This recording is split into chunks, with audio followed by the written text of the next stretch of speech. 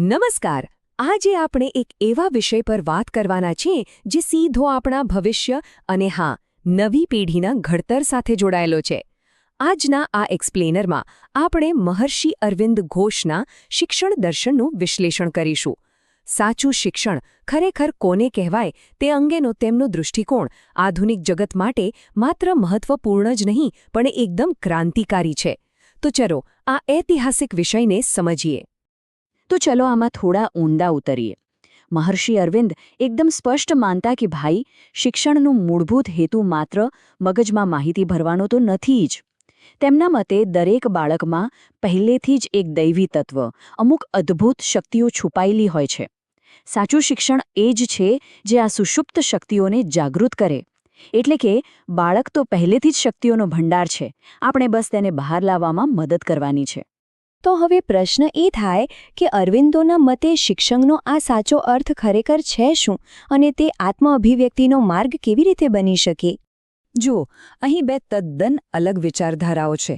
એક તરફ છે આપણી જૂની જાણીતી ગોખણપટ્ટી કે રોટ લર્નિંગ, જેમાં મગજને એક ખાલી વાસણ માનીને તેમાં બળજબરીથી માહિતી ઠાંસવામાં આવે છે. આપણે સૌ જાણીએ છીએ કે આ કેટલું તણાવપૂર્ણ હોય છે. પણ બીજી તરફ છે અરવિંદોની આત્મ-અભિવ્યક્તિ પદ્ધતિ.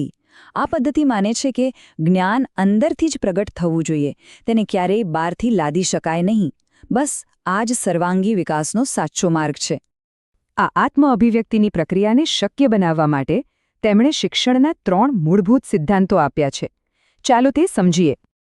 આ 3 નિયમો ખરેખર ક્રાંતિકારી છે. પહેલો નિયમ એકદમ સ્પષ્ટ છે: કોઈ જબરજસ્તી નહીં. તમે બાળકના મગજમાં બળજબરીથી કંઈ ઘુસાડી ના શકો. શિક્ષકે માત્ર એક માર્ગદર્શક બનવાનું છે, કોઈ શાસક નહીં.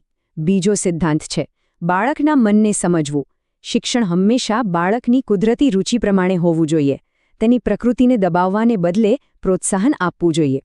અને ત્રીજો બહુ જ પ્રેક્ટિકલ નિયમ છે: નજીકથી દૂર તરફ જવું. એટલે કે શરૂઆત હંમેશા માતૃભાષા જેવા પરિચિત વાતાવરણથી થવી જોઈએ, જેથી બાળકના વિચારો એકદમ સ્પષ્ટ રીતે ખીલી શકે. હવે આખા વિશ્લેષણમાં જે સૌથી રસપ્રદ બાબત છે તે એ છે કે અરવિંદો માટે સર્વાંગી વિકાસ એ માત્ર કોઈ આકર્ષક શબ્દ નહોતો. તેમણે સંપૂર્ણ વ્યક્તિત્વના ઘડતર માટે 4 ચોક્કસ સ્તરો આપ્યા છે. સૌથી પહેલો પાયો છે શારીરિક શિક્ષણ. અને આ માત્ર કસરત પૂરતું સીમિત નથી. મહર્ષિ અરવિંદ માનતા હતા કે આપણું શરીર એ આત્માનું મંદિર છે.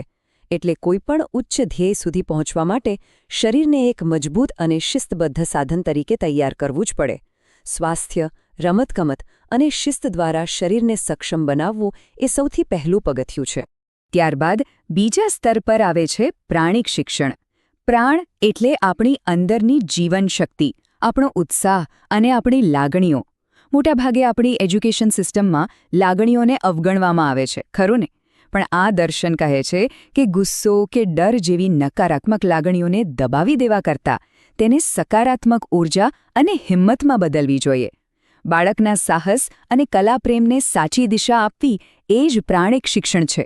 હવે ત્રીજું સ્તર છે માનસિક શિક્ષણ. અને ધ્યાન આપજો, આ માત્ર ચોપડીઓ વાંચીને ગોખવા વિશે બિલકુલ નથી. સાચું માનસિક શિક્ષણ એ છે જે વિદ્યાર્થીમાં સ્વતંત્ર વિચારશક્તિ અને તર્કશક્તિ ખીલવે. માત્ર માહિતી યાદ રાખવાને બદલે બાળક જાતે પરિસ્થિતિઓનું વિશ્લેષણ કરી શકે અને પોતાની આગવી સમજ ડેવલપ કરી શકે, એ જ આ સ્તરનો અસલી ટાર્ગેટ છે. ચાલો આગળ વધીએ અને જોઈએ કે આ આખી ઇમારત કેવી રીતે પૂરી થાય છે. સૌથી ટોચ પર આવે છે આધ્યાત્મિક શિક્ષણ. હવે અહીં એક ગેરસમજ ટાળવા જેવી છે. આધ્યાત્મિક શિક્ષણ એટલે કોઈ ધાર્મિક ક્રિયાકાંડ કરવા એમ બિલકુલ નથી. આનો સીધો અર્થ છે આત્મજ્ઞાન. શાંતિ, પ્રેમ અને એકતા દ્વારા જ્યારે વિદ્યાર્થી પોતાના અંતરના ઉચ્ચતમ સત્ય સાથે જોડાય છે, ત્યારે શિક્ષણ તેની ખરી ચરમસીમાએ પહોંચે છે.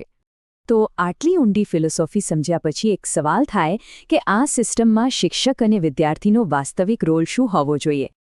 અહીં ક્લાસરૂમનું આખું ડાયનામિક જ બદલાઈ જાય છે.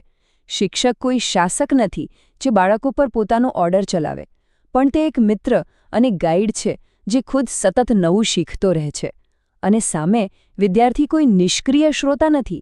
તે એક એક્ટિવ પાર્ટનર છે જેને પ્રશ્નો પૂછવાની, પોતાની શંકાઓ દૂર કરવાની અને પોતાની રીતે વસ્તુઓ એક્સપ્લોર કરવાની પૂરેપૂરી આઝાદી છે. કદાચ તમને એમ થતું હશે કે આ બધું સાંભળવામાં સારું લાગે છે, પણ પ્રેક્ટિકલી શક્ય છે? તો તમને જાણીને નવાઈ લાગશે કે પુડુચેરીમાં આવેલી શ્રી ઓરોબિંદો આશ્રમ સ્કૂલ આનું જીવંત ઉદાહરણ છે. ત્યાં કોઈ ફિક્સ ટાઈમ ટેબલ નથી, કોઈ કડક પરીક્ષાઓ નથી. વિદ્યાર્થીઓ એકદમ ભયમુક્ત વાતાવરણમાં પોતાની સ્પીડે શીખે છે અને શિક્ષકો તેમને પર્સનલ ગાઈડન્સ આપે છે. છે ને અદ્ભુત? હવે જોઈએ કે આધુનિક સમયના અત્યંત સ્પર્ધાત્મક માહોલમાં આ શિક્ષણ પદ્ધતિ કેટલી પ્રસ્તુત છે. અહીં સૌથી મહત્વનો મુદ્દો એ છે કે આજના ડિજિટલ અને હાઈ સ્ટ્રેસ યુગમાં આપણને બરાબર આવા જ શિક્ષણની જરૂર છે. આ પદ્ધતિ ગોખણપટ્ટીને સદંતર નકારે છે અને તણાવમુક્ત વાતાવરણ આપે છે. તે બાળકોને માત્ર કોઈ કંપનીમાં નોકરી કરવા માટે મશીન નથી બનાવતી, પરંતુ તેમના ઓવરઓલ વ્યક્તિત્વનો વિકાસ કરીને તેમને એક સંપૂર્ણ મનુષ્ય બનાવે છે.